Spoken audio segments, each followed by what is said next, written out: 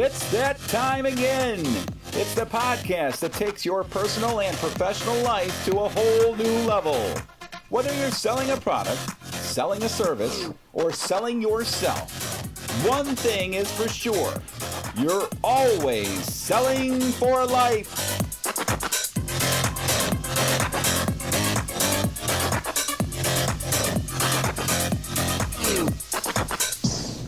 Hello, everyone, and welcome to the Selling for Life podcast. I'm your humble host, Steve. Glad to have you guys back. This is our third episode. We're very excited to have you on board. I'm joined now by two of the owners of Conequip Parts, Ryan Luce and Albert Alexander.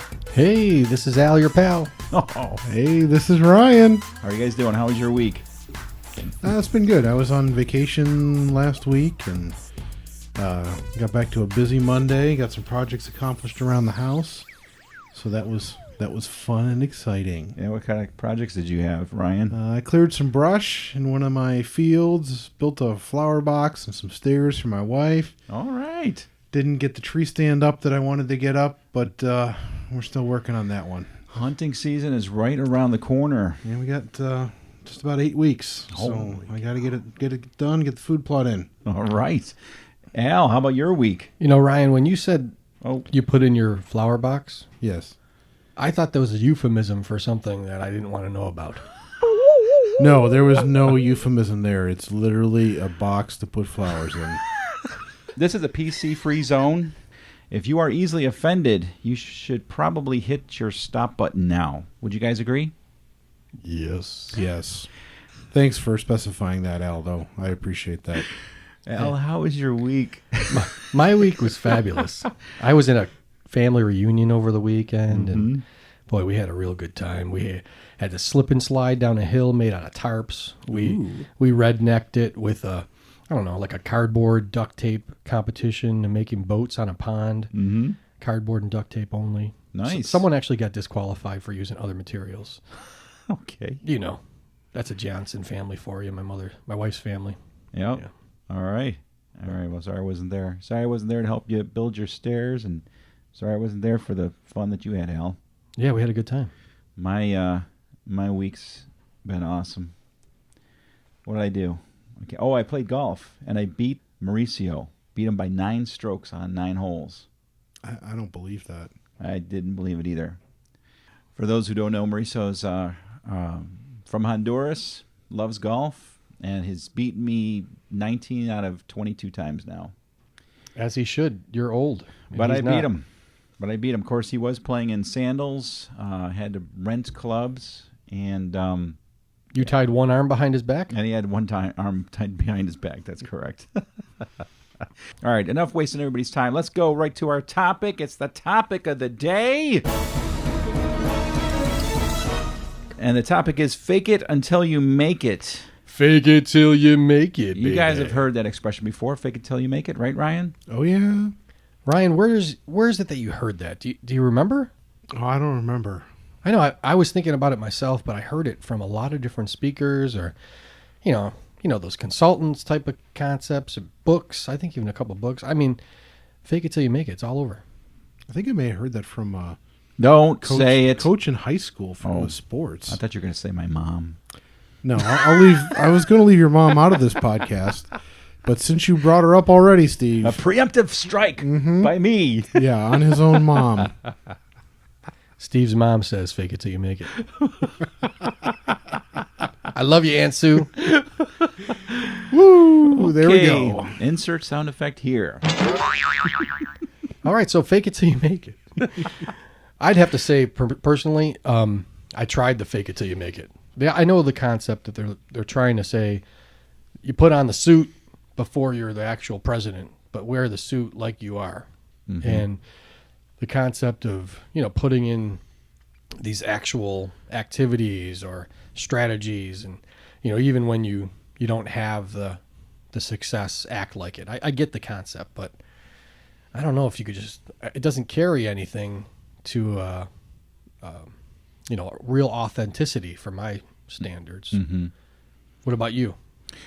Yeah, I've got one commercial comes to mind. Probably you remember. I love the commercial. It's the guy that's he's in an office and in an office building, and behind him is an amazing view of the city, and he's talking about, to be successful, you have to project success. You know what my business philosophy is, Reynolds? No, not exactly. To attain success, I must project success. Remember that commercial? And then his wife comes home and hits the garage door, and the garage door is his backdrop. It makes it look like he's in an office building, but really he's in his own garage, and the garage door comes up. and he says something, he yells at his wife about opening the garage door. And Honey, haven't I asked you to please We use don't the have a reception entrance. In case you haven't seen the commercial, or if you want to see it again, I'm going to post it on our website, sellingforlife.com. Definitely check it out. It's a pretty funny spot. It's got to be about 10 years old now. I took it to heart, and I thought, I'm gonna go all out. I'm gonna put the clothes on. I'm gonna say the right words. I'm gonna try to even change the way I speak, which is all fine. I mean, there's certain things about improving yourself or growing that are part of this, but until I realized that I just have to have an authenticity, a genuineness to what I do, because I'm dealing with people, and they're, I'm trying, in sales anyways, or in business building or whatever it is you're doing, it's coming right from the heart, coming from your values, coming from a real part of authenticity of how you act and work and live.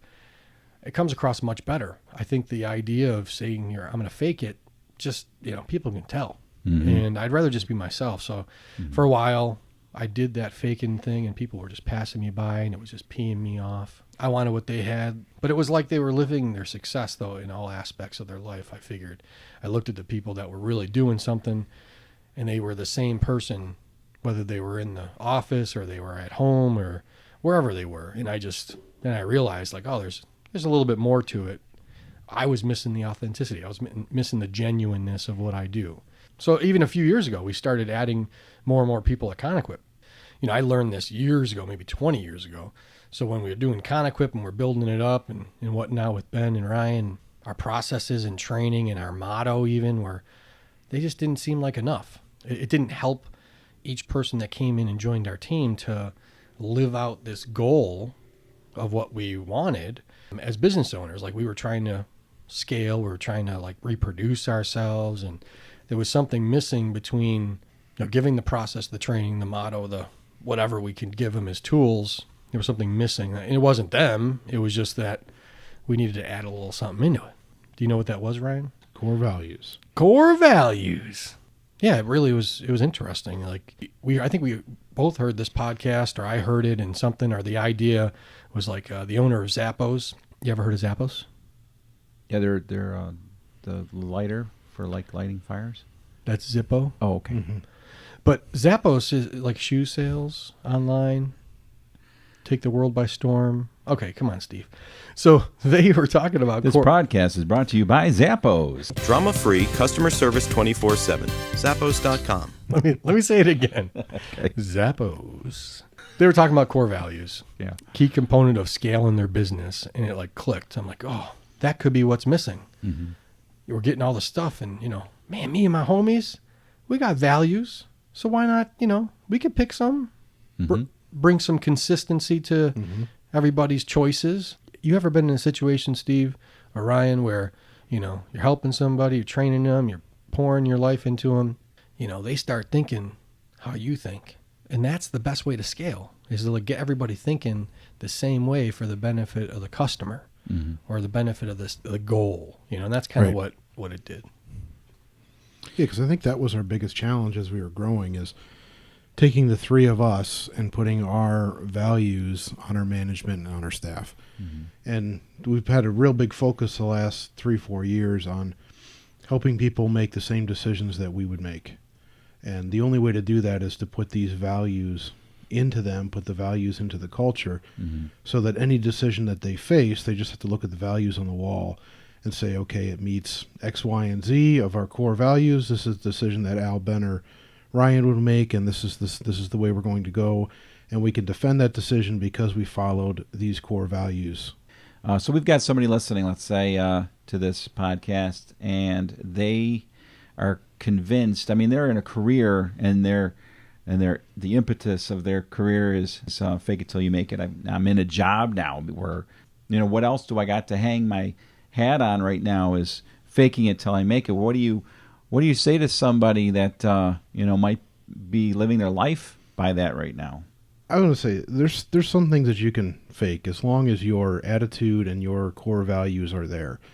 Like in the industry that I kind of learned and grew up in accounting and auditing, you had to have all these core values, but you kind of faked how you did the work until you got trained properly to do it. But it didn't change who you were or how you did it or how you talked to people. So if that's the case, I think you can continue through it. But if you're changing yourself, your attitude, your habits to do things that you shouldn't be doing, or you shouldn't be doing, and that's definitely the part of the faking it that you need to be getting out of. Okay, so there's probably a different word that we need to replace fake with.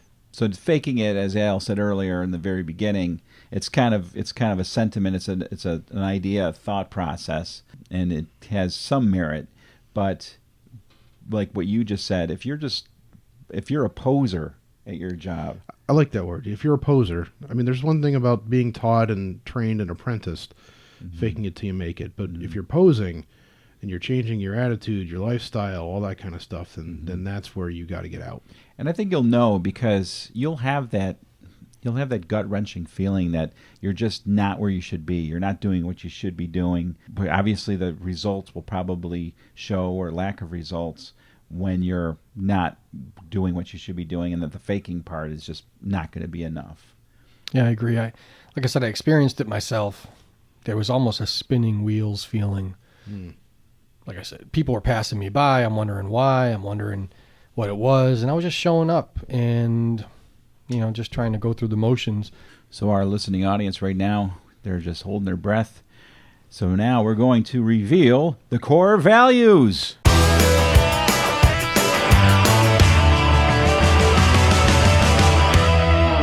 It was crazy. We had a list of like 30, and then we dwindled down to 5. Okay, number 1, character. Ready? Number 2, humility. I'm the most humble person that around anywhere. You are, Steve. I would have to say that. Thank you. Number 3, Diligence. Number 4, integrity. And Ryan, number 5, Wisdom. booyah. Can we mic drop right now? No, they're too expensive. Please don't drop them. So I think we're going to be getting into each of those over the next few podcasts. Is that correct, Al? Yes, sir. The character, humility, diligence, integrity, wisdom, these concepts, they ring through. It had to kind of pour over into my personal life, pour over into my family life, my interaction with everyone around me. Even when I started off in car sales, it was a night and day difference between faking it and living a certain way. Maybe we should do that. Living it until you make it. I don't know. That could be it. We could change that. Live until you give. Live until you give. We'll have to work on this one. Yeah, we'll work on it. We'll come back next time with a cool catchphrase. Catchphrase for it. All right. Well, listen, we're almost at the end here, but we are Conequip Parts, and we have a company, and we are going to probably have some of our employees listening. So, guys, for the next, week, do you have anything that they need to know about? Like, tell them? Or? Just keep digging in. We had a great July, best July in the books yet. Things are turning. The staff's really experienced. Keep treating customers well. Let's keep the repeat business rocking. And, thank you for all the hard work, all the input, showing up every day. Keep getting through it and get her done. Well, I'd have to say to all you out there in listening land. His voice is changing. He's going to the deep voice. In the Conequip family. Just keep being graceful with each other. Keep that concept that, I'm grateful for everything God's given me and for each person that's next to me, and, giving that grace that you get, give it back. And that's going to be a lot of fun. You guys hear that music? No. Nice job. There's music playing. Good work, Steve. And that means that our third podcast is in the books. Next week, we are going to get deeper into those core values. We'll take them one at a time. Looking forward to that, Al. You can see more stuff at our website, sellingforlife.com. We've got some videos up there, and hopefully it'll help not only your sales business career, but also maybe help you a little bit in whatever things are going on with your life. Because whether you're trying to sell a 1990 Toyota Supra with 200,000 miles, or you're trying to sell a stranger into letting you and your one item in front of them at a checkout counter, one thing's for sure: you're always selling for life.